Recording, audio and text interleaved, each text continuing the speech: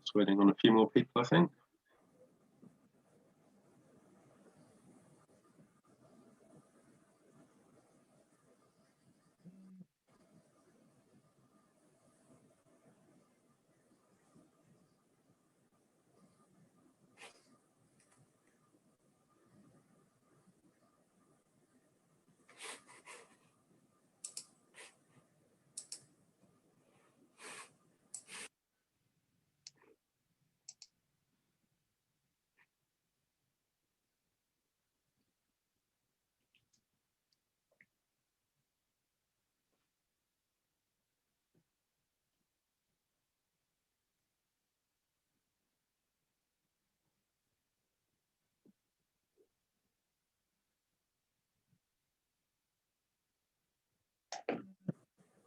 Nearly there, maybe just a couple more people to join, then we'll get started.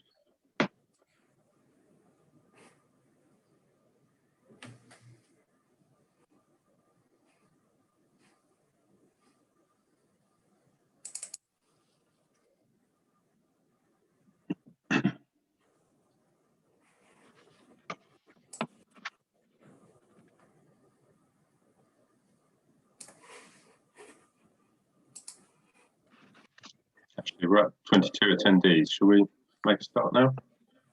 Absolutely. Okay, good afternoon, everybody. Welcome to this webinar on Regenerate Power's proposals to build a solar farm at Crimscote. Thank you for taking the time to join us today to hear more about the project.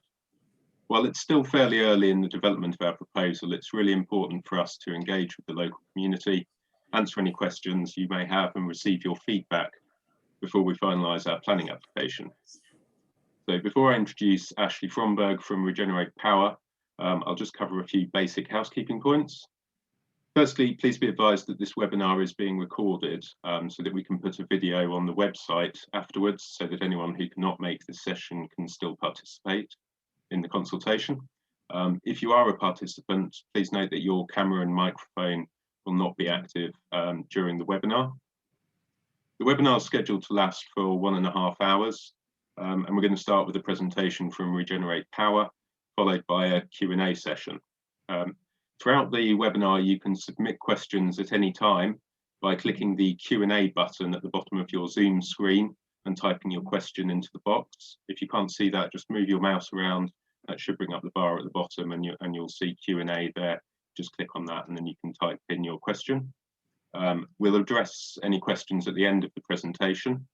And if you're not comfortable sharing your question during the webinar, or if you'd like to ask anything after the session is finished, you can contact the team directly by emailing regeneratepower@quantumpr.co.uk.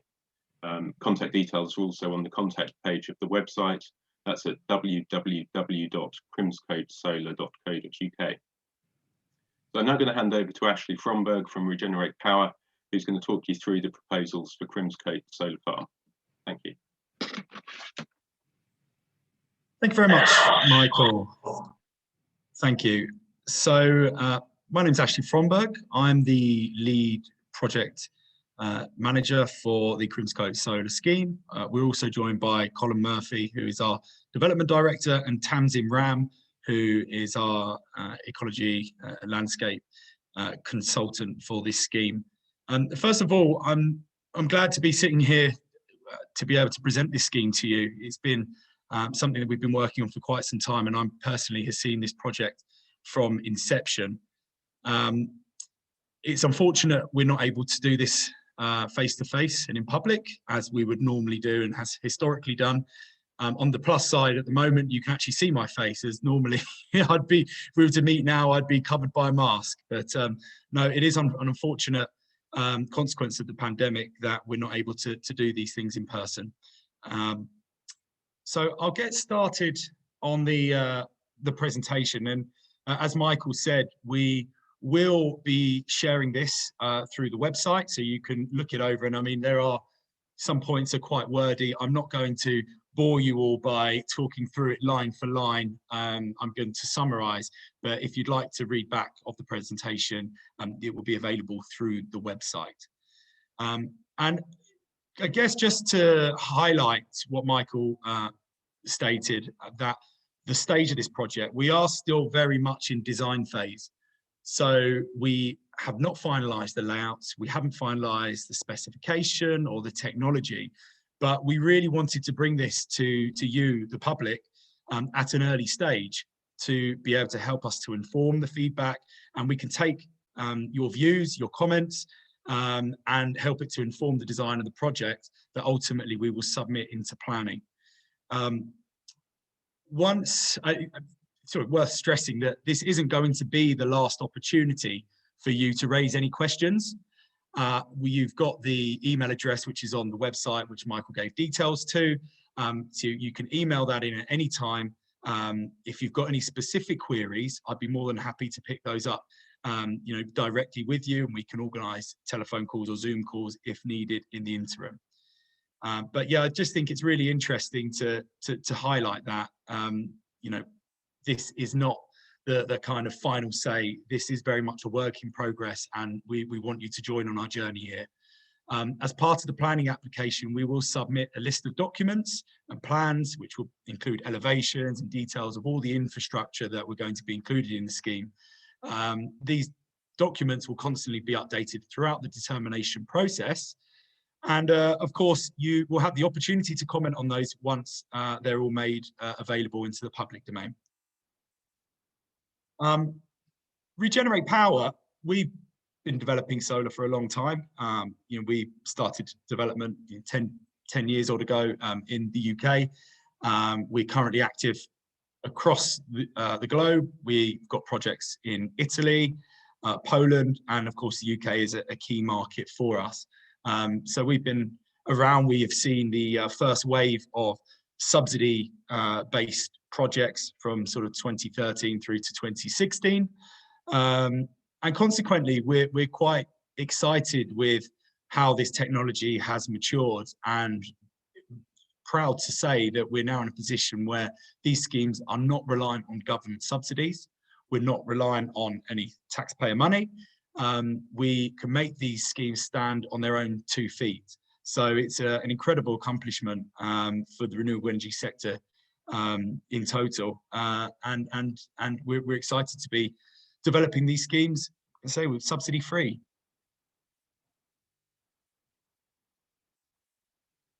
One thing I really wanted to stress is about our ethos of the way that we approach development, not just with this site in particular, but across all of our projects. We really try to embed in the fabric of all of our developments land restoration measures, which contribute for natural climate solutions. So we embed a methodology to harmonise energy production and the enhancement of ecosystem services, and really look for a synergy between the economic activity and local stakeholders. So we're not trying to do the absolute bare minimum just to get a project through planning. We employ extensive landscape restoration, ecological enhancement methods across all of our sites, regardless of if it's needed in order to get to satisfy landscape and visual impact assessment or not.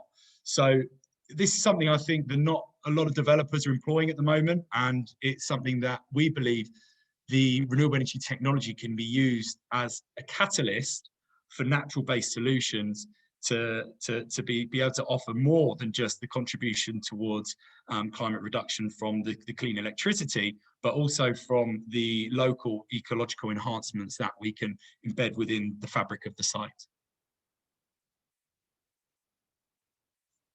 So to provide an overview of the proposal, I'll skip to the plan that we've got here. I don't know whether you can see my cursor or not, but hopefully you can. So we've got the red line area showing the main site of where the panels will sit. Of course, we're yet to finalise our layouts and our designs, and we appreciate the consultation process that we're going through now, and up until the point that we submit will inform these layouts and designs. So it's a 58-hectare site. We are connecting the project to the grid via the 66 kV circuit with the pylon, which is around here. And then access to the site will be just here on the lane, which I believe is Red Hill Bank. Now, the exact route of the traffic is yet to be confirmed. We're open to your suggestions of how this can cause the least amount of impact locally. We'll be consulting with our with our transport consultants and with the transport officers at the council, and looking to propose the traffic route which causes the least impact locally. Here's a location plan of where it is situated.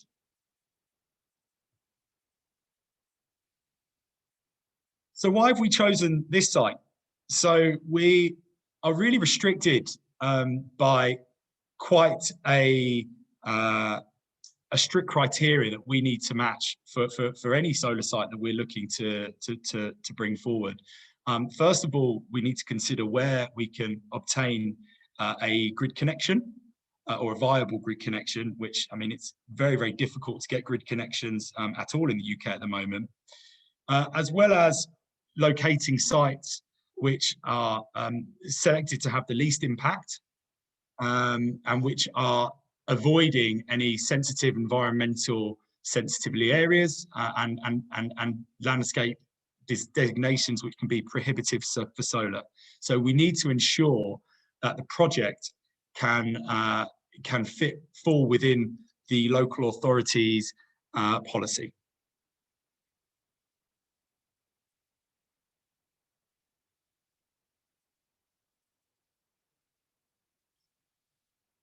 So solar PV is an established technology now. Essentially, we are using UV light, converting it into electricity and exporting it into the grid.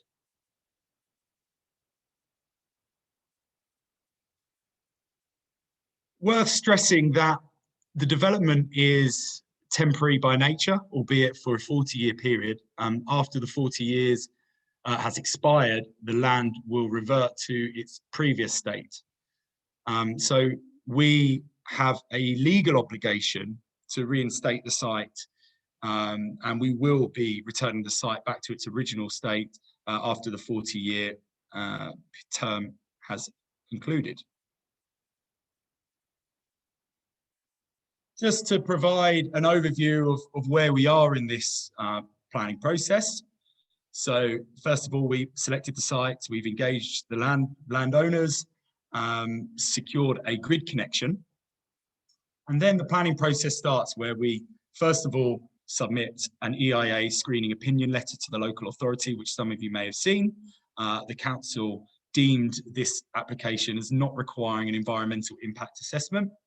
We have undertaken pre-application advice, started some site-specific studies looking at ecology, landscape, heritage, the core elements that will make up the planning application. We haven't completed these surveys yet, and again, the feedback that we receive from you, the public, will help us to inform our layouts and our designs, which will then feed into finalising the studies. So the next stage after the consultation, we will then look to complete the final design, finish off the site-specific studies, and submit a planning application. So there's a few slides here which touch upon ecological enhancement and the impact of the scheme. I think it's probably best for me to hand over to our ecologist and landscape consultant, Tamsin Ram, in a moment, and we've got some sort of very initial layouts and a kind of a landscape strategy that we are, landscape and ecology strategy that we're proposing here.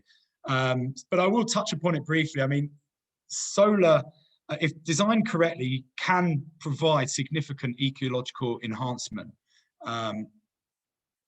That we've seen, other species such as, plants, grasses, butterflies, bumblebees, all thrive with the advent of solar and of course, letting the land rest per se. But as I say, I'm not going to go into too much detail on this or the next slide, which is about the nature-based solutions, as it's probably best we leave that to Tamsin once I bring up the plan. One thing I will say, however, is there is a piece of software that we will use to calculate, and Tamsin can probably explain it a bit better than I can. But what we're looking to do is provide quantifiable and tangible biodiversity, ecological and landscape enhancement. So we will be held accountable to deliver the measures that we're proposing, and we will be able to calculate the actual net biodiversity gain that our measures and what our proposals are going to offer locally. So we're yet to finalise our landscape and visual impact assessment. Part of that will include photo montages, which we will present. One point probably worth highlighting at this stage is that any noise emanating from the site will be negligible. Before we get onto site to start the construction activities, we will provide acoustic studies, whereby we'll be conditioned to make sure we comply with the expectations of the local authority. So Tamsin, I'll hand over to you to talk through the next two plans that we've got. Hi, yes, yeah. Just to introduce myself a little bit, I'm a landscape architect. I'm working very closely with an ecologist within our practice, but I'm not an ecologist myself. Just to qualify. I think it's a helpful introduction in that it's where the site is located has been so important because it sits outside landscape designations. And it's been our aim from this point to reduce the impacts of the solar panels on both the character of the landscape, but also on views from local viewpoints such as roads, public footpaths, and from the designated landscapes themselves, the AONB to the southwest down here, and then the special landscape area to the northeast. In order to do this, first of all, we establish what is the character of the landscape at the moment. And that's all sorts of things contribute to that. It's the topography and the hydrology of the landscape. And we can see the white dashed lines on this plan show the contours, and they show that the site sits on a sort of a low plateau and hilltop within a rolling valley landscape. And it's also about the physical elements of the landscape. So the woodland and the fields and the agricultural land use. And the aerial photographs, and if you live in the area, you'll obviously know that it's sort of medium to large rectilinear fields, mainly down to an arable land use. And then with rectilinear blocks and shelter belts of woodland. And that's really that all of that together contributes to the landscape and what we see and perceive in that landscape. And then there are some elements within the landscape that are perhaps stand out as visual, we would call them sort of visual intrusions, such as these large sheds here, which are becoming more and more common within the agricultural landscape. But clearly they are beyond the original smaller agricultural buildings, so they do stand out, and they can be called visual detractors in that landscape.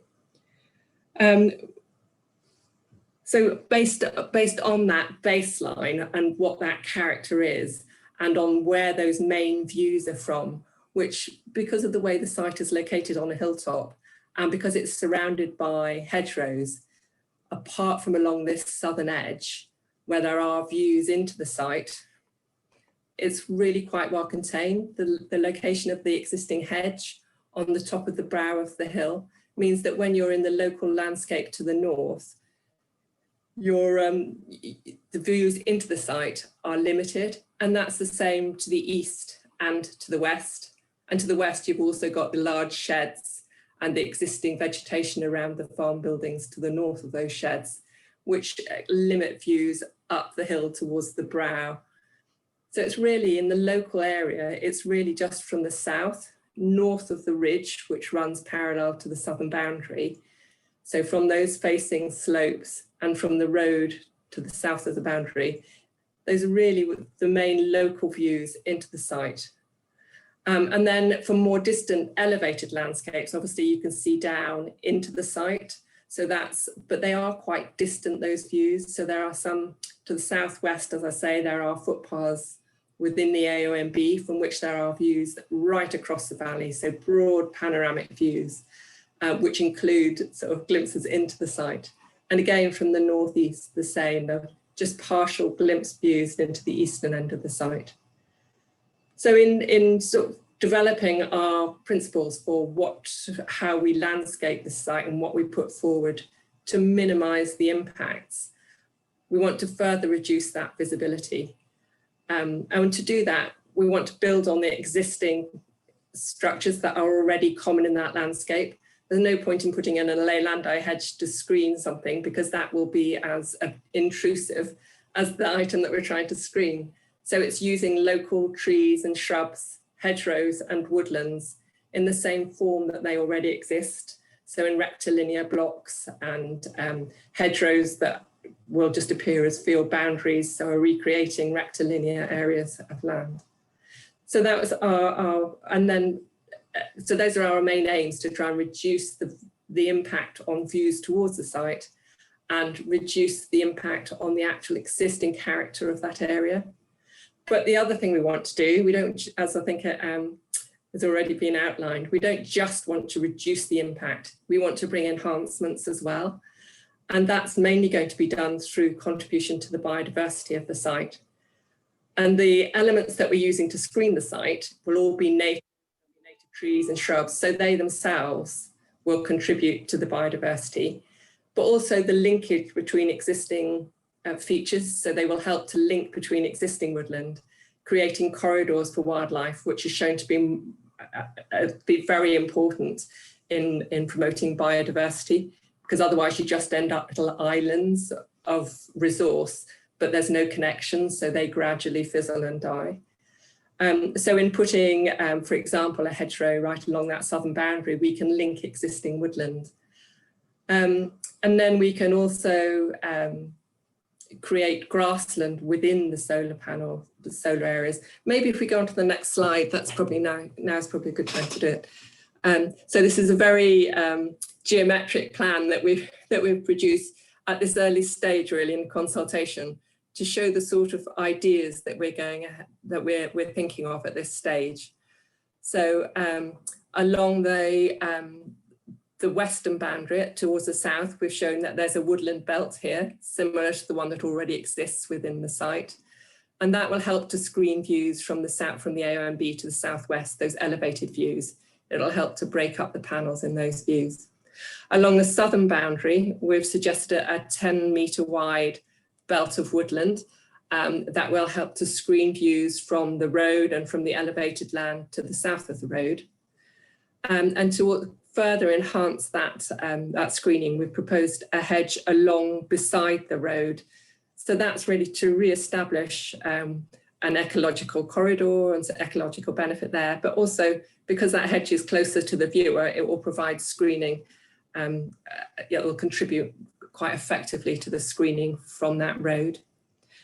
Along the stream corridor at the eastern end of the southern boundary, we've proposed within the site, on the northern side of that stream, trees and shrubs to contribute to the screening here, but in a way that is sympathetic to and will contribute to the biodiversity of that stream. We don't want to include a lot of planting that will then shade the stream and be detrimental to the ecological benefits of that stream. So it's work using landscape hand in hand with ecology to provide enhancements and mitigation. Along the northeastern boundary, we've suggested woodland belts, again about 10 metres wide, that link to the existing woodland and create those corridors that I was talking about. Along the northern boundary, again, 10-metre wide buffer of woodland. And then beyond that, an area of farmland bird mitigation. And this is farmland that will be maintained and managed to the benefit of farmland birds, because one of the main losses through providing this, the solar panels, is that habitat for those birds. So we're providing additional sympathetic managed area beyond the site. And then within the site itself, across the whole area, there will be wildflower and grassland mix. Beneath the panels, this will be a shade tolerant variety. And then between the panels and at the margins of the site, which are between 5 and 15 metres wide, and along tracks within the site, it will be species enriched grassland, and then areas of shrub where there's space, which are the dotted lines, and new hedgerows, again, where there is space, along parallel to the southern boundary, and across the northern site area where a historic hedge used to be and has been removed. So it's very much aimed at mitigating the landscape and ecological losses, but also contributing to some positive inputs over and above what's needed for that mitigation. I think that's it at the moment, but obviously we'll answer questions if there are any later. Thank you, Tamsin. That was really useful, really useful. And everybody, we do apologise that this plan is very geometric and we believe it doesn't really show just the give too much of a visual representation of how this will look, both during and once the solar project is gone. So as part of the planning submission, we will also include some further sort of diagrams and sort of more artistically drawn, which will be able to demonstrate this and provide a bit more context for how this will actually look. One thing as well that's probably worth highlighting while we've got this up as well, Tamsin, was you mentioned about the chicken sheds, which act as a visual detractor.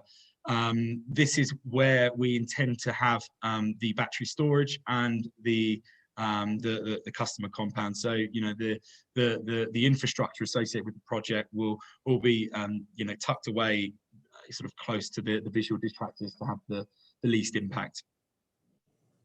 But thank you, Tamsin. Thank you. So, just moving on to sort of general benefits of solar energy, really. We, as a country, have set very ambitious targets to hit, both by the end of 2030 and 2050. I think we should all be very proud as Great Britain, as we've reduced emissions by half since the 90s. And I think we're one of the only countries, certainly in Europe, maybe the world, which have done that. So, we are moving in the right direction. We're taking the right steps, but certainly wind, solar, battery storage, and other renewable energy technologies will play a crucial role in this. It's also worth highlighting that solar is, I think it's now the cheapest form of power. With the cost around £40 per megawatt hour. I mean, to put that into context, Hinkley strike price was £92 per megawatt hour. So not only are we providing clean energy, we are also amongst the cheapest form of energy.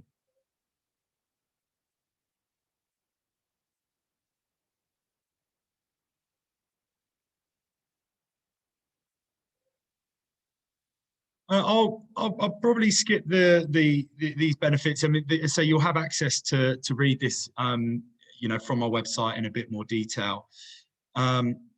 So the lifespan we've touched upon, 40 years, and then the land reverts back to its original state.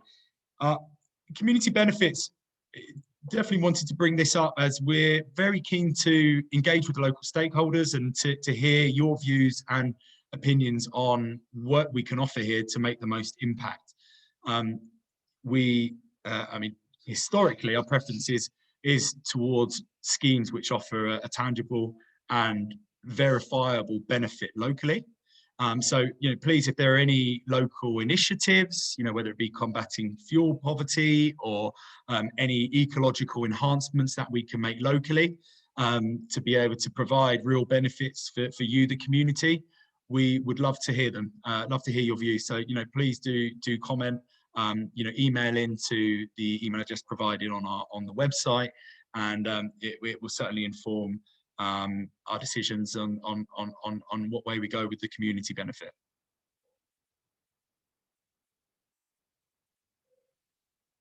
So solar projects in general are built quite fairly quickly. I mean, being fairly conservative, construction, would be completed within 12 to 16 weeks of the scheme. The majority of the heavy, the traffic will generally be anywhere from sort of 2 to 4 weeks into the scheme construction starting to about 8 weeks. One of the benefits of solar energy is, there is some, disruption in the early parts while construction is underway, but the lifetime of the scheme, there's very little maintenance needed. So you may get the odd van going in there, once a month to check the technology is working and everything's in order. But generally speaking, there's little to no maintenance going forward, which is done on a desktop basis. So just to highlight again, we thank you all for being here and taking part. If there are any individual inquiries or questions that you want to raise that you maybe forget on this call or you want to bring up once we've published more information, do email into the email address, and we're happy to pick that up and have video calls directly if needed. So I think we're coming to the end now.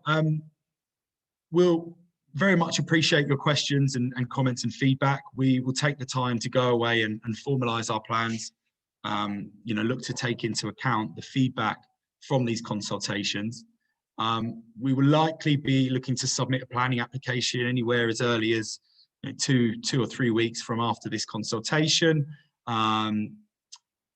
Potentially, it could be up to a month or two, depending on how things go. But we'll keep you in the loop, and obviously when the planning application is submitted, there'll be further information for you to be able to go through. So I think that's it for now. Thank you very much for listening to us speak, and we can move on to the Q&A.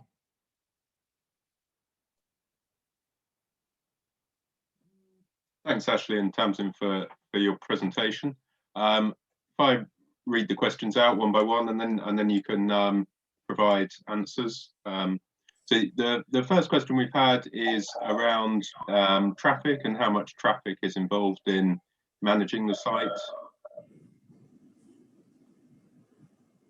Yeah, sure. So I mean, we will obviously submit as part of a design and access statement details on what we're anticipating with the traffic. I'd say through that busy period, there could be as much as 12 lorries, up to 12, potentially more in some cases, 12 lorries a day. We can share the exact details on what our estimations are with delivery and lorry numbers as part of the formal planning application. But I would just stress that it is minimised to a fairly short period of time in when you're looking at the scheme and the 40 years that the scheme will run for. Thank you. We've also had a number of questions about landscaping. The first one is, what about the impact of views from homes to the southeast of the site? Okay. Yes, there is a, don't know if we can go back to the contour plan. Let me see if I can share my screen again.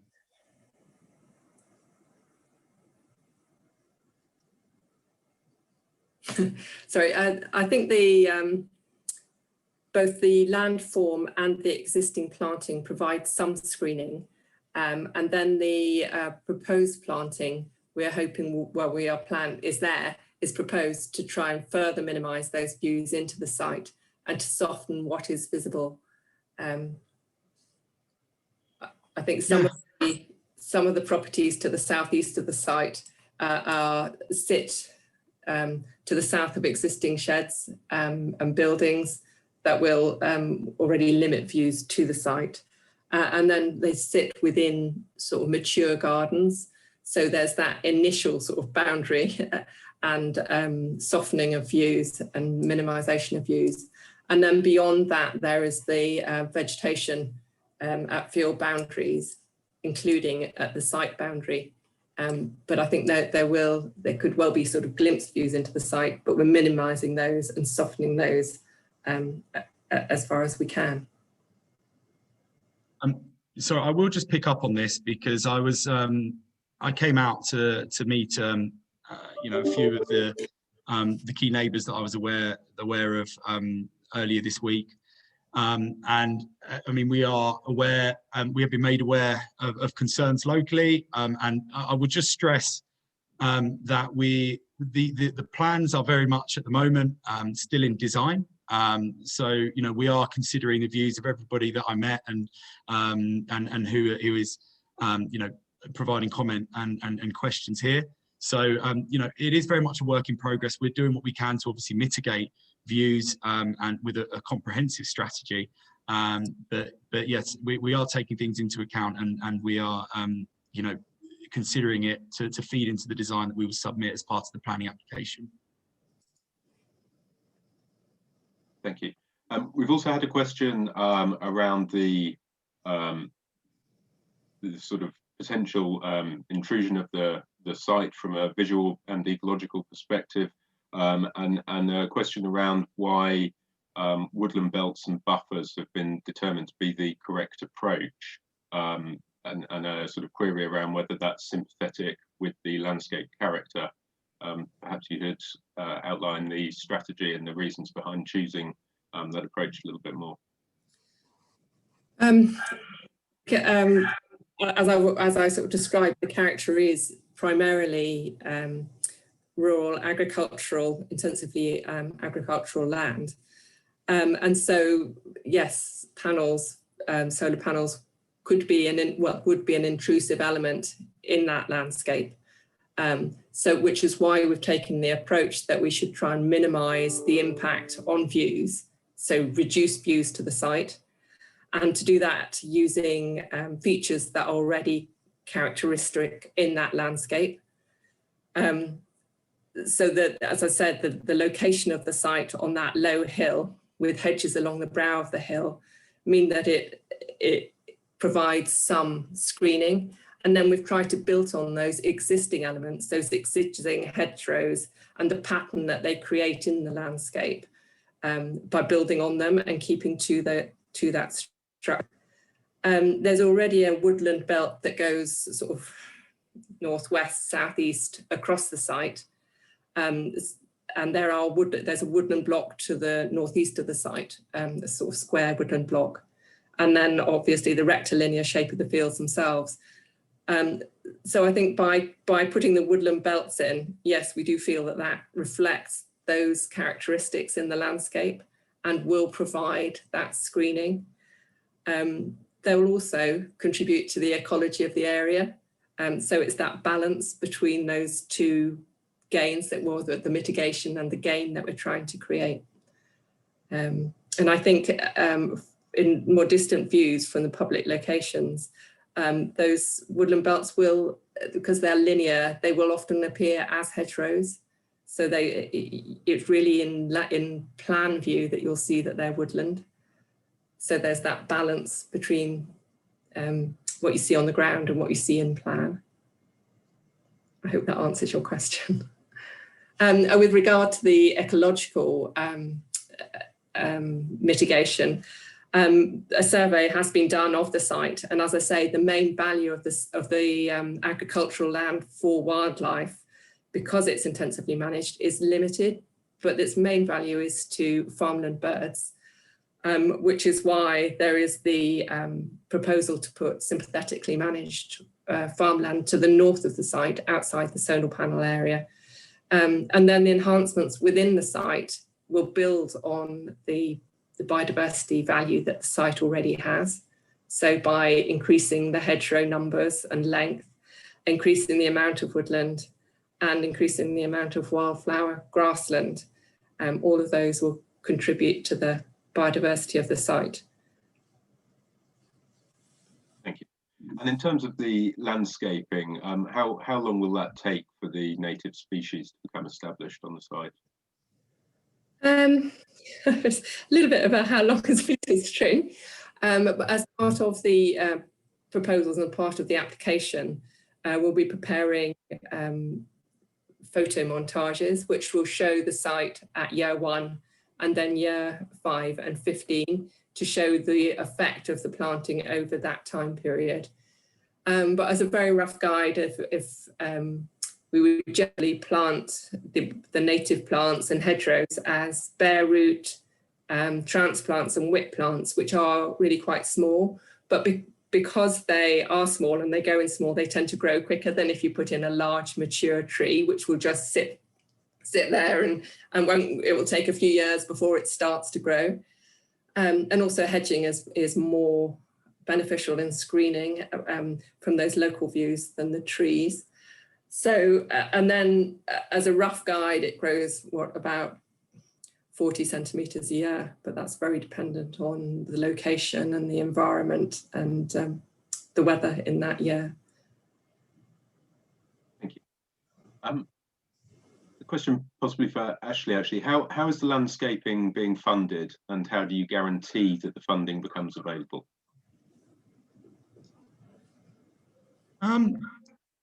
That's a very good question. So the landscape will be funded as part of the capex costs for building the site. So it's very much viewed as additional cost for constructing. You know, much like you've got a cost for the panels and the frames, the landscape measures will be funded, you know, by us and our construction partners. What was the second part to the question, Michael? How do you guarantee that the funding becomes available? It's a good question. Tamsin or Colin, do you have an answer for that, perhaps? How will the funding become available? Yeah, Colin. I can perhaps just jump in there for a second. So when a project like this is being envisaged, we look at all the various things that Tamsin and Ashley have spoken about, but we also need to look at timelines and costs. So the way we will be able to afford a project like this is by selling the electricity and to the grid or to a public concern, a company or something like that. And it's that money that is used. While we don't have it yet, we obviously borrow the money or we work with partners. That's how we get to pay for everything we're going to do, is by selling electricity like a typical generation company, a company that generates electricity. And the way we will be mandated to do it is that we will have in our planning application a full detail. I think Tamsin has spoken about it, and Ashley as well. We will have a very, very detailed set of criteria that we will deliver on the site. And if we don't deliver on that, the planners have the authority to close our site down. So that's what makes us, first of all, we want to do this, and that is what controls what we do and what we don't do. So if we don't comply with planning, we have to address that with the local authority. Thank you, Colin. Okay. Would you mind just explaining your role on the project team as well? Because we've just had a question asking. Not a problem. So I'm the director of development at Regenerate. However, this is only my 3rd week with them. So one of the reasons, so I wouldn't know as much about the projects as Ashley or Tamsin. But one of the reasons I joined this particular company, so I've been involved in solar for 10 years. One of the reasons I joined this company is their ambition related to biodiversity. So this isn't purely sticking as many panels in a site. This is being able to demonstrate to the local community and the wider community, and also to the local authority, that we are making absolute quantifiable improvements to the biodiversity, apologies, to the biodiversity of the site. And they are actually measurable. So that is one of the reasons why I've joined them, and why you know, I'm comfortable to sit here and say that these measures will be delivered. Thanks. Just further to what you were saying earlier, we just had a question just to clarify in terms of the funding. Does your answer suggest that landscaping won't happen until a profit is made? No, not at all. No, because we can't do anything until we have funding in place.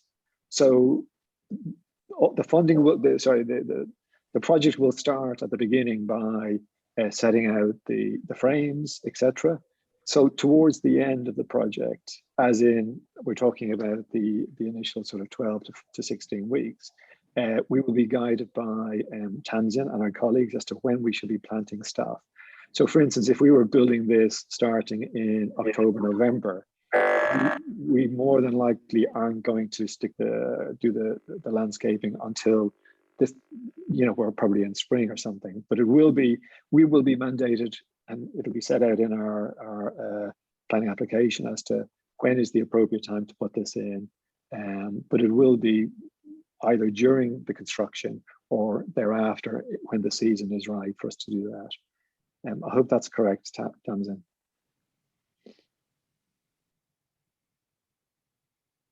Yeah. Okay, so I don't think Tamsin heard me there. Or... Sorry, I was on mute. Apologies, yeah. That's okay, I was just trying to stop the buzzing. Yes, that's right. I mean, clearly, because we're planting bare root stock, then we need to do it within the planting season, sort of over winter. So and the planning conditions will require that it is planted. Generally, they say within the first planting season following construction, or similar wording, and that's something that you can speak to your planning officer about.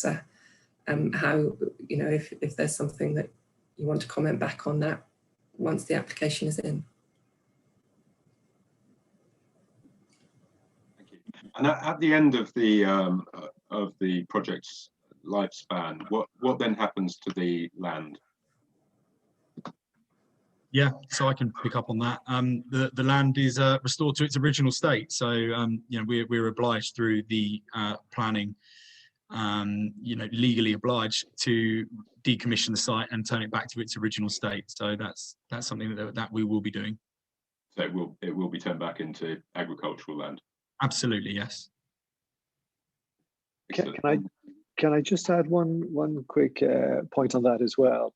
Is that by building a solar farm and operating a solar farm for a period of time, and then changing it back or putting it back to the way it was before we started, it doesn't change the zoning of the site. None of this does. This is still going to be farmland during the 40-year period and after the 40-year period. Thank you. Moving on to a slightly different topic, we've had a question which says, your benefits need to be reasonably related to the proposal to avoid being drawn into buying a planning permission. What did you have in mind supplying the community with power, for example? So as I mentioned in the presentation, we're open to suggestions of where we can make the most impact, really.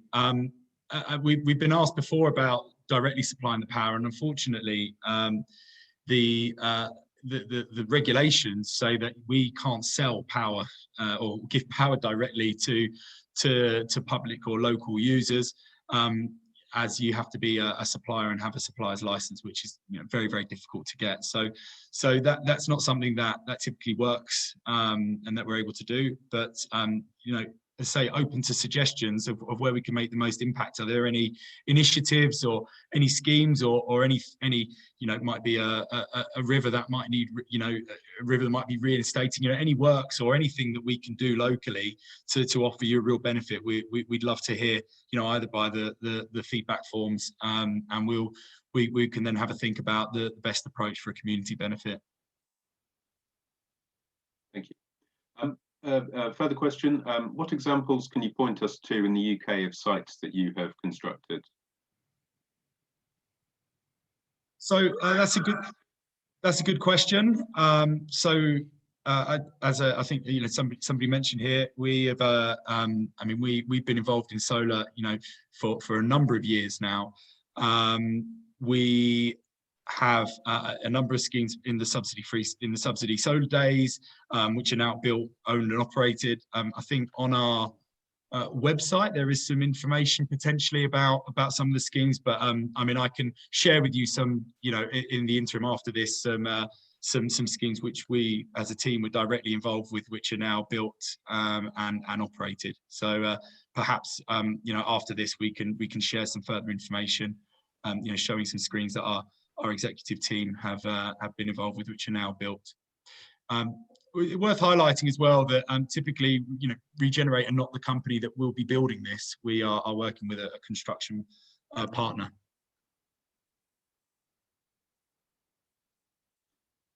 So if the participant that's asked that question gets in touch with us via email, then we can go back to them directly. Yeah, absolutely. Perfect. We've had a question also about measures to mitigate noise and the potential for persistent humming coming from the inverters and from the site generally. How will that be mitigated? Yeah, it's a good point, and as I say, I touched upon that in the presentation. Noise that is emitted generally from the site is negligible. I think it's 55 or 60 decibels, which generally would be kind of lost, you know, within the background noise sort of locally. But as I say, we will provide acoustic studies. We'll need to demonstrate to the local authority before we can actually get on site and start building it that we're not, you know, causing any impact with that. It's difficult to say right now about the measures that we will be putting into place because we are still yet to finalise design. We're yet to finalise the specification and the technology. All of this we're hoping will be done over the next week or two, ready to submit the planning. You know, this is all something that we're sort of working on. You know, we can take that one away and think about it, but you know, have some comfort that you know, the local authority will raise this with us, and that they will need to see some evidence from studies that we will do that we're not causing any harm. Thank you. Also a question about decommissioning of the site. Well, there's a number of questions that have come in about that. So firstly, will you be providing a bond to cover the decommissioning costs?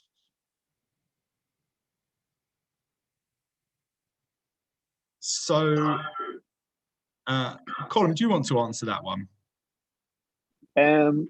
So there are a number of ways that this is addressed. One is directly with the landowner or landowners, and then the other way is with the local authority.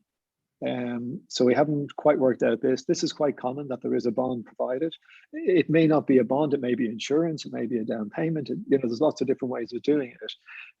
But lots of studies have shown, so that will be provided. But lots of studies have shown that the material that's used to make the solar farm, there's a lot of metal, a lot of aluminium, a lot of that type of material. And in 40 years' time, it's perceived that that alone will cover the cost of doing it, but notwithstanding of dismantling and treating all the materials. But notwithstanding that, a bond is generally provided for something similar, some insurance policy. So there will be some form of guarantee put in place to cover the cost of decommissioning. Yeah, that is generally, and it doesn't necessarily kick on the first day. It might kick in on year 10 or year 9 or something like that. And why is the generating term for the site limited to 40 years? Why is it? I suppose so during the lifetime of the project, or typically, the local authorities would generally give planning for 25 years for temporary farm buildings and so forth. And that's the way the solar industry started as well. And the local authorities have to meet certain criteria with regards to green energy and so forth. And the local authorities are generally susceptible to extending the period of time, but still making it a defined term.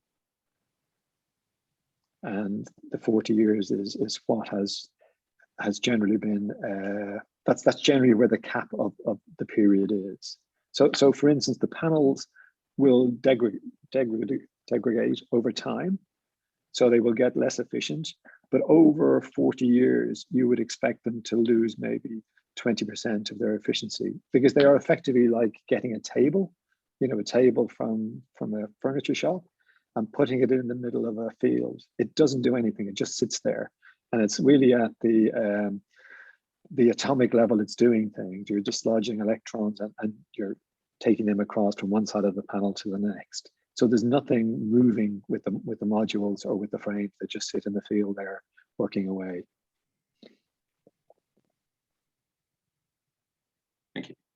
And in terms of the guaranteeing the other commitments, I think we've covered the ecology as well, haven't we? Actually, so are there any other aspects of delivering the project that will be guaranteed, such as community benefits, for example? So as I mentioned, we are committed to offering a community benefit. Is something that we, as part of our ethos, we feel we should be doing. Just what exactly that is at the moment, we don't know. So we can commit that we will be offering something, but it'd be good to hear some suggestions on what this could entail. I mean, whether it be providing some kind of park, or there's reinforcing a damaged stream, or like supporting a local charity that combats fuel poverty. All of these sort of measures that we've done in the past. But we'll take some comments on, take comments away from that, and then think about that and submit that as part of the planning application. Thank you. We've also had a question which reads, I noticed in one of the slides it mentions ecological benefits from 50 acres of adjacent farmland. Could you expand? Sure. Yes, yeah. That was on one of the slides that was shown earlier. It showed farmland to the north of the site to be enhanced for ecological, for farmland birds. That will involve, I think it showed about a 20-metre strip of species enriched grassland, so wildflowers and wild grassland adjacent to the woodland. So sort of making enhancing the benefit of the woodland by providing a woodland edge and then down to a herbaceous level zone. So you've got those ecological zones that all connect. And then beyond that, it will be a matter of when the land is cultivated, then skylark plots will be left untilled. So I understand that those are 16-metre square plots of land that are just left untilled within the arable landscape. And there's, I think it's 2 per hectare. And these allow skylarks to, it sort of allows sort of network of habitats that allows skylarks to nest and to feed and breed, and agricultural weeds will be present in those areas which provide food and cover for those birds. So it's an established and a well-known way of providing habitat for skylarks. I hope that answers the question. Thank you. We've also had a question about the grade of agricultural farmland, asking to confirm whether grade 3 agricultural land is still classed as best and most versatile.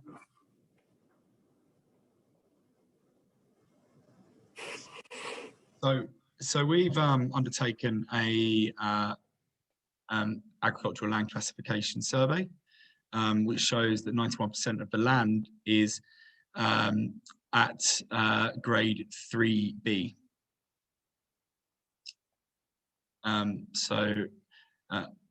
My understanding was that best and most versatile land is grade 1 and 2 and 3A, I believe. But I may be wrong. I don't know if Tamsin or Colin agrees with that or not. Yeah, I think, Ashley, you are correct. I think the planning authorities look at each site obviously individually, but one of the criteria they look for is that the site is 3B, 4 or 5. But I would say that some projects at grade 2 have secured planning permission as well. A lot of it depends on the circumstances for the particular site. But yes, the site that we're looking to do is 90 plus percent grade 3B. Yeah, which I understand. Yeah, I've just Googled it. Moderate quality agricultural land. Yeah.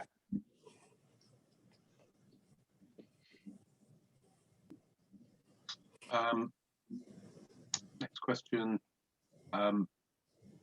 We've had a question about what work has been done on reasonable alternatives to the proposed solar farm. Sure, and I mean, we'll just kind of go back to what we described in the presentation. It's you know, it's quite an all-encompassing process on identifying a solar scheme, and there's a very strict criteria. And you know, part of that is first of all identifying where we may be able to get a grid connection, and then we use a geographic information system, a GIS system, which effectively overlays all of the environmental and other, you know, designations and constraints that we want to avoid, and then it leaves you know, the areas that, you know, from a policy point of view, have potential for the, you know, the deployment of solar. So, you know, it was a fairly comprehensive exercise that we've undertaken, and we selected this site as you know, being suitable for a scheme in this area.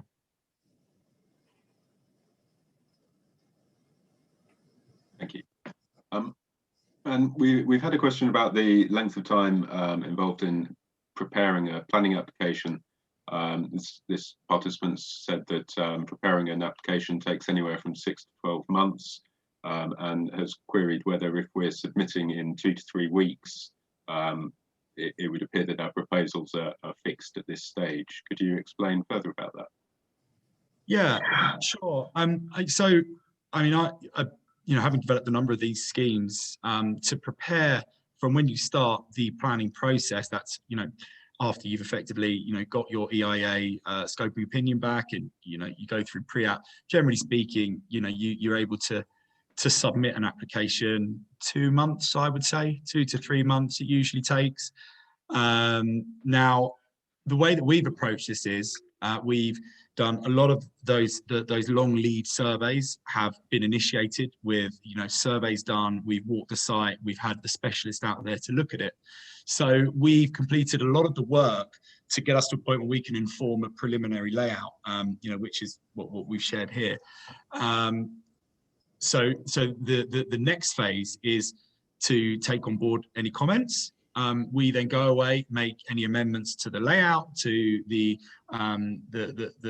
strategy that we're proposing from a landscape and ecology basis, and make amendments. So, you know, maybe I'm being ambitious when I say we'll be submitting it in 2 weeks.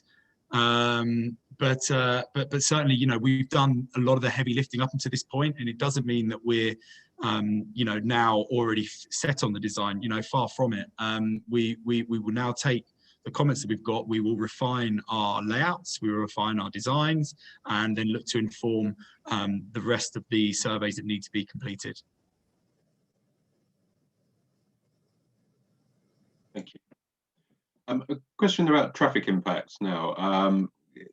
Are Regenerate Power able to guarantee that no traffic will come through the hamlet? The lane is single track. The steep hill out of the hamlet rises to a blind brow narrowed to 1 lane. So I'd say I think we're yet to agree on and put forward where we're going to propose for the access. So, you know, feedback like that is very much welcome. You know, we'll take that away. We'll feed that into our transport consultants, and use that to help us to inform our final design and access statement. Can I just add a little bit to that, if possible? So the traffic planning and the way the lorries come in and out of the site is one of the few things in a planning application that can be dictated by the local authority.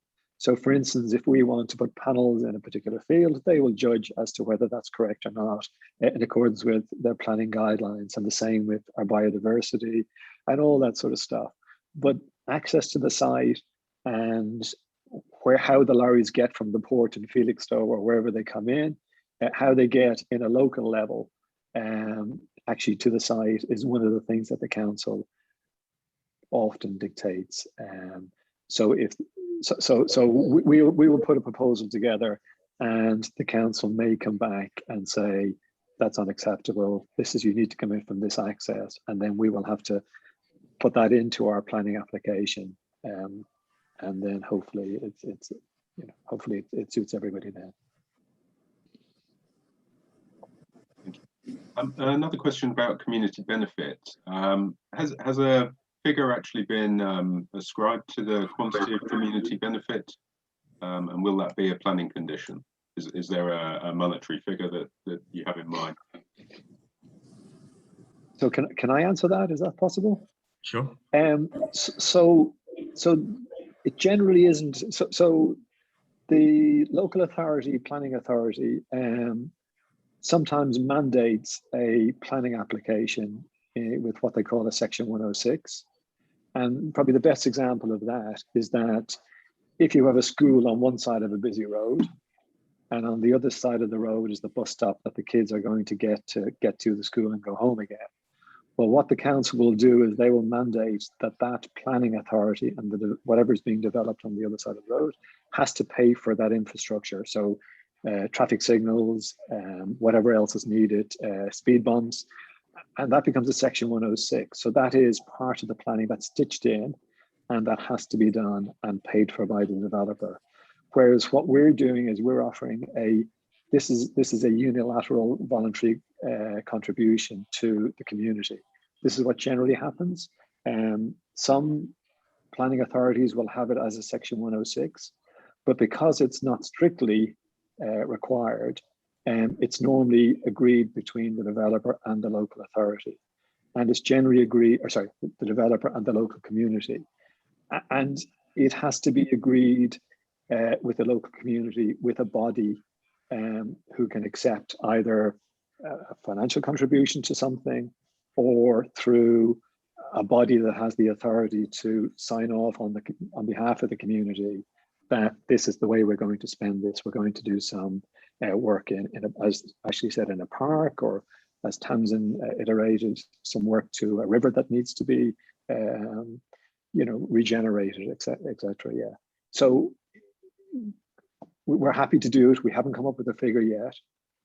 And I think once we do start agreeing, we get to the point where this becomes an important thing to do, and we will be guided as to who is the group or what is the group, or that we need to speak to and discuss this with.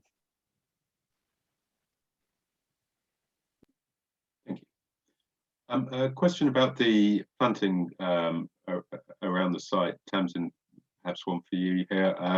How high will the plants typically grow to, and will they be high enough to screen the wire fence, the security fence around the site? You're just on mute, Tamsin. Yes, the intention is that it will be around about 3 meters, so that it will screen that security fence. But clearly that will depend a little bit on the relationship between the fence and the hedge. Where the hedge is right next to a road or something, obviously it will have a higher screening benefit than when it's set back from the viewer, where obviously the screening will depend on the location and the arrangement between the viewer and the fence and the hedge. But yeah, the intention is for it to match the height of the fence. Thank you. We've also had a number of further questions on that subject, if you wouldn't mind just staying on. Perhaps if I read them out in turn. So firstly, who will be responsible for enforcing biodiversity at the site? And what happens if Regenerate were to sell the site? So I think I can answer that. It is a condition of us receiving the planning. So if that is breached, then effectively we'd be at breach of the planning, and the project could be at risk of being taken down. So whether it be us or whoever owns the site long term, they will be obliged to honour the biodiversity enhancements, or else risking the project being pulled down. Thank you. Camden, you were talking earlier about wildlife corridors.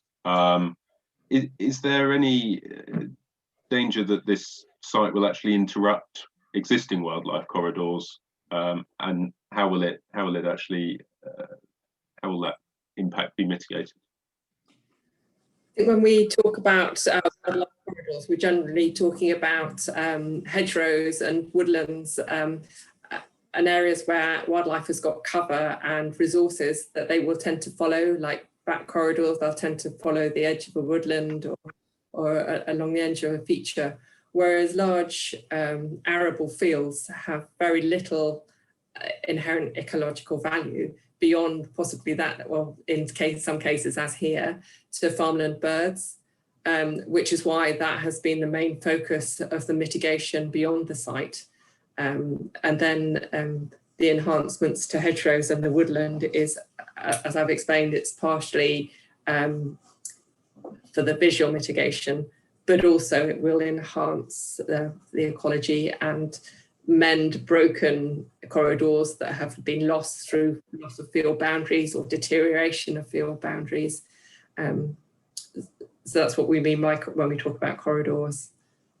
I think it depending on the scale that you're looking at, if you're looking at green infrastructure across a county, say, then an area of farmland may contribute to a corridor between major areas of open space, but generally at this sort of scale, we're talking about woodlands and the hedgerow corridors. Thank you. And a couple of questions. I think you did cover this point earlier, but I think maybe it's been missed. In terms of the length of time that it will take for the screening to grow to a level where it's actually hiding the site, can you put a sort of rough estimate on how long that will take? Well, I think to the north, west and east, there are existing screening elements, the topography and the existing vegetation, which is the existing hedgerows. But as I say, in places those hedgerows have become thin or gappy, so it will be a matter of enhancing them and letting them grow. So there we've already got some mitigation. I think the main place where we're really relying on new planting in the local context is along that southern boundary, which is why we've proposed a hedgerow along the edge of the site, but also one along the roadside, because obviously a screening element adjacent to a viewer is going to be effective more quickly than one further away, because it's an immediate screen. And that will take in the region of, they'll grow in the region of sort of 40 to 50 centimetres a year. It's a broad generalisation depending on the climate, the environment, that sort of thing. Sure.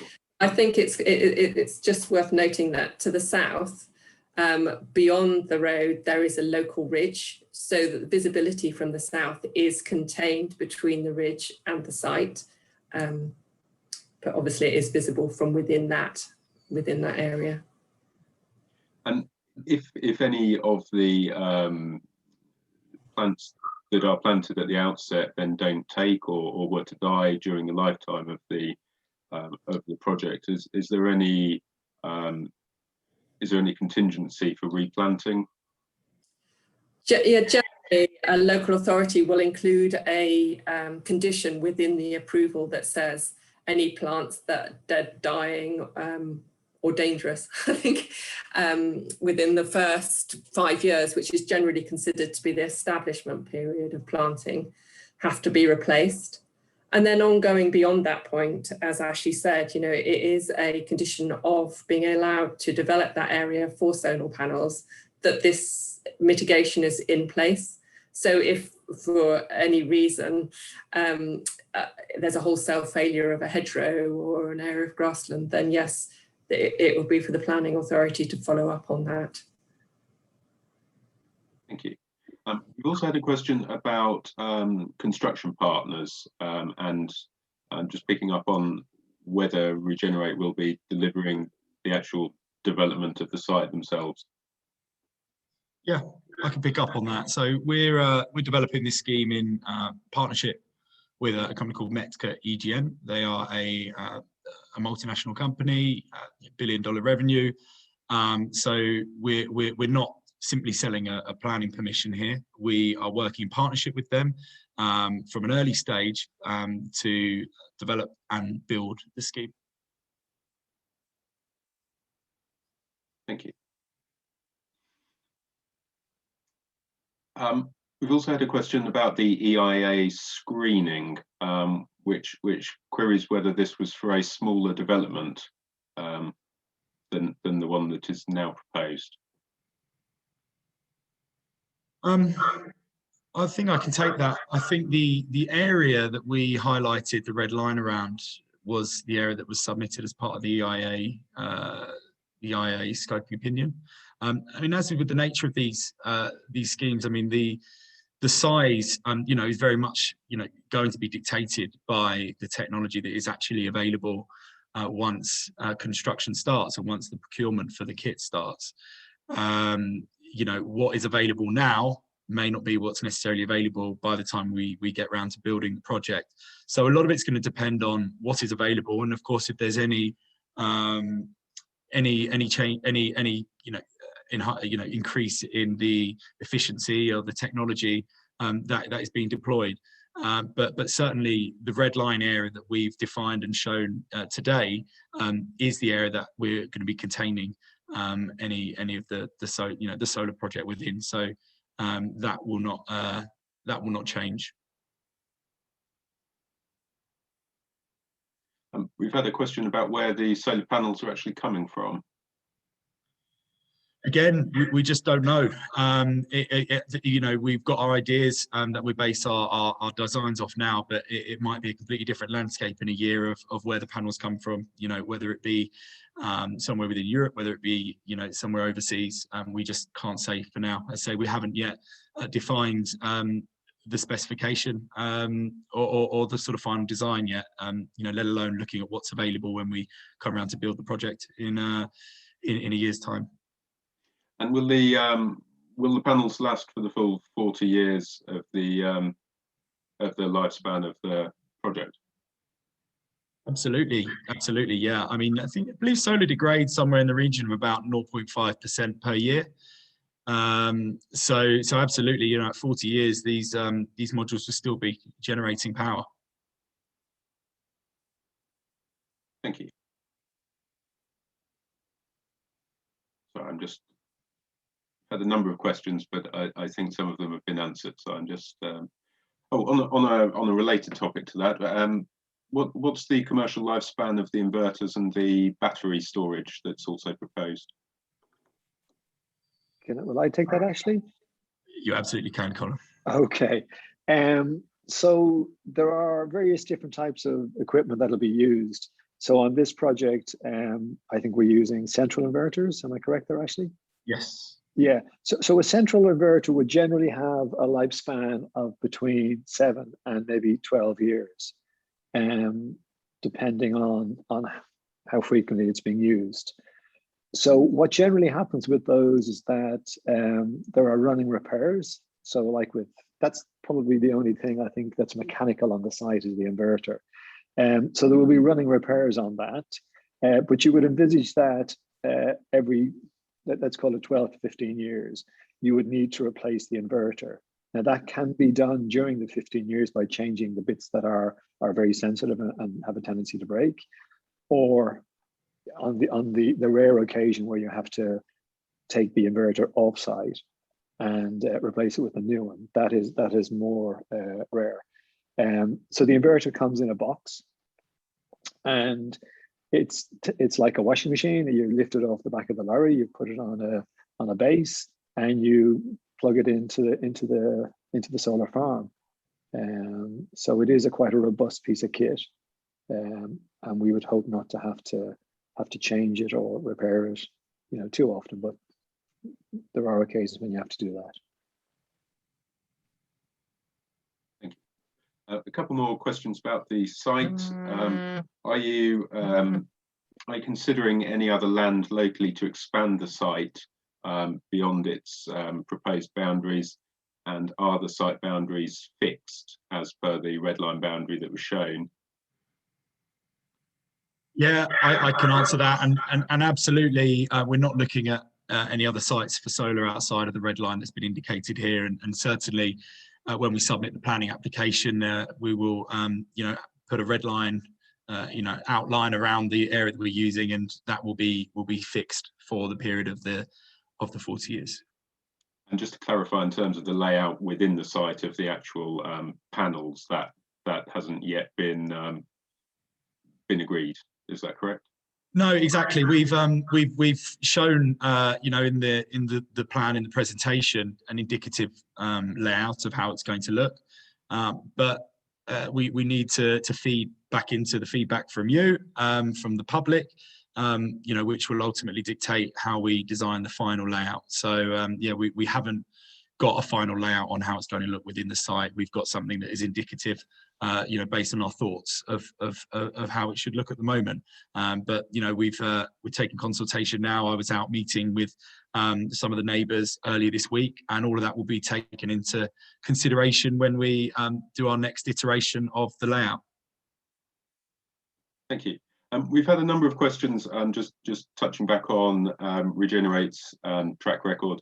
The presentation states that you have a track record of delivering large-scale energy projects. So we've had one question asking for examples and where these can be reviewed, and another asking whether we can share any examples of previous landscaping projects. Sure. And I think, as we answered earlier, we absolutely can provide some further information about schemes that our executive team and we've been involved with, in the past years in the UK. So, anybody that is, looking to see some evidence of the schemes that we've been involved with and that we've developed, please send an email and we can share with you further information and some examples to have a look at. Thank you. A question about access to the site. What changes are going to be made to the proposed entrance to allow heavy lorry access or access to the vehicles that are required for the construction? Sure. So we will need to put in place a track, obviously, for that is sufficient for the lorries to enter for construction, and we need to ensure that there is a wide enough entrance for the lorries to be able to come in to the site. So unless Colin wants to add anything, what I would say is this would all form part of our traffic management plan and design and access statement, which will be provided as part of the planning application. Yeah, I think that's a good assessment of that, or summary of that. And just a question clarifying again. It's asked whether I can't remember this part of your presentation actually, but I could be wrong. That Regenerate has a 10-year track record. When was Regenerate incorporated? So Regenerate was incorporated in 2018. When I was referring to a track record, I was referring to the track record of the executive team. We've all worked together and for a number of years. When I was referring to a 10-year track record, this is us as the executive team have been involved in a number of projects in the UK and have an established track record. So I've only just joined the team, and one of the senior persons in the team is Adriano Sata. I've known him for 10 years, and I know Ashley for, I think, about 8 years, 7 or 8 years, actually. But we have worked on lots of projects together. I worked with a different company for 10 years. I've done about, I'd say, through the planning process, probably about 60 solar projects in various different countries. So one of the reasons I've joined is with my experience, but also with the experience that, as Ashley was saying, the executive team have. I know Adriana's done a lot of projects, and yeah, I mean, people have done within the team have done many projects. We've also had a question about sort of longer term plans for the site, and a question about whether Regenerate is planning to sell the planning permission after gaining permission for the site. Sure. And just going back to what I just said, we're developing this scheme in partnership with our construction partners, Mecca EGM, who will be building the site. They've got very, they're not interested in selling planning permissions. They want to be building sites. So we absolutely will not be just selling a planning permission. We're looking to develop and build the site. And who is ultimately responsible for complying with the planning commission conditions? Is that yourselves or the landowner? Colin, do you want to answer that? Yeah, I will indeed. Yeah. So when a grant of planning is issued, it's either an acceptance or a refusal, but eventually we would hope to get a grant of permission, and within that there are a whole series of conditions. So we will respond to those conditions, but we may get there may be certain things that we can't address. So one of the items may be, how do we deal with pollution on the site, for instance, if we spill something on the site, which we hope we don't, or something like that, or how do we tidy up the site? So we would go to Mecca, as Ashley has explained, and we would ask them for their information on that, and then that would be submitted, and that then becomes part of the acceptance of the planning, and that sets out if a member of the public or a member of the planning team, the local authority goes on the site and they see something which I think isn't quite compliant with what planning had been granted for, well, then they will be back to us or to Mecca asking them to rectify this situation and to comply with the planning permission. And on a related note, actually, we've had a question which reads, a solar farm only a couple of miles away was refused 40 years, I presume operating lifespan, by the planning committee. What makes you think that yours will be allowed? I mean, as part of the process we're doing, we prepare a very professional planning application.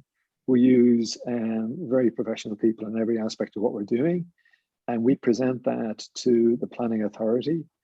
And it is for the planning authority to decide whether they are going to grant us permission or not grant us permission, or for 40 years or not at all. So so the decision isn't for us. We're developers. This is what we do, and we hope if we put a very good case together that we'll be heard and we will get a grant of permission, but that doesn't always happen. And does Regenerate have a target start date for the start of construction? Yeah, so I can answer this. Of course, a lot of it depends on when the planning permission is granted. But all being well, I mean, let's say if planning permission is granted within 6 to 9 months, we would hope to be on site, building the site within 1 or 2 years. A lot of it depends on the grid connection. So once the site is permitted, we will then start working with Western Power to figure out a construction timeline that fits in with their program of when they're able to provide us with a connection. Thank you. Just to say we're pretty much out of time, so I just thought that I would just reiterate the ways that people can get in touch to provide any further feedback. So firstly, we have feedback forms on the website. If you go to www.crimscotesolar.co.uk/consultation, you can fill out a feedback form there, and that will be used to inform feedback and to the developers to inform the planning application. Also, if you have any questions that you think of after this webinar closes, just a reminder that you can contact the development team directly by email at regeneratepower@quantumpr.co.uk, and details of the contact details are also on the contact page of the website. I think we've covered all of the questions that have been submitted. Apologies if I have missed any, and as I say, do feel free if you feel that your question wasn't answered to email in, and we will get back to you. I think Thank you. Everything. Thank you very much for joining this virtual consultation today. The recording of this and the PowerPoint that was shown earlier will be put on the Crimscote solar.co.uk website, where you can access them, watch again, or read through the presentation at your leisure. Thank you very much. Thank you. Thank Bye. you. Bye.